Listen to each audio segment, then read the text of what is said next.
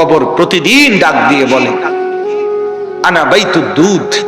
প্রত্যেকের কবর প্রত্যেককে ডেকে বলে, ও আল্লাহর বান্দা, জানো আমি পোকামাকড়ের ঘর, পোকামাকড়ের ঘর।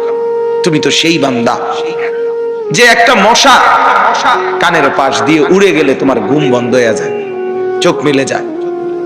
একটা মশার গুনগুন আওয়াজ সহ্য করতে পারো না। একবার কয়েল, একবার অ্যারোসোল, একবার মশারি, এরপরেও তুমি চাও যে একটা মশাও যেন আমার কানের কাছে গুনগুন না করে।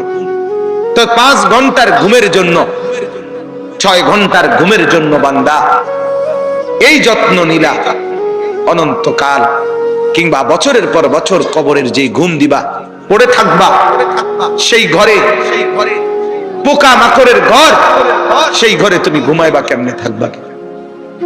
আমার বাপ, আমি থাকবো কিভাবে? আমি থাকবো কিভাবে বলে?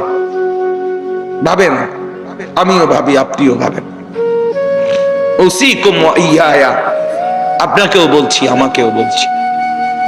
এই এখন ঘরে গেলে আমরা সবাই ল্যাপ আর কম্বলের নিচেই তো শুয়ে যাব বাপ, কিন্তু একবার ভাবেন তো, যার মা কবরে, মার কবরে ল্যাপ কম্বল আছে কিনা?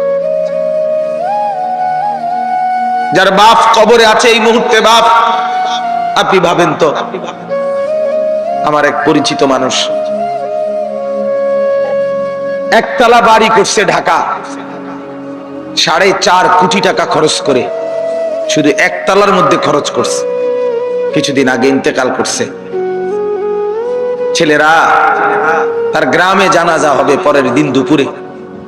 সন্তানরা ওই শেষ রাতটা হাসপাতাল থেকে লাশটা বাড়িতে আনে নাই, ওই 4.5 কোটি টাকার বিল্ডিং এ রাখে নাই, হাসপাতালেই রেখে দিছে। পরের দিন ওইখান থেকে অ্যাম্বুলেন্সে করে এরপরে গ্রামের বাড়িতে নিয়ে দাফন কাফন করে দিছে।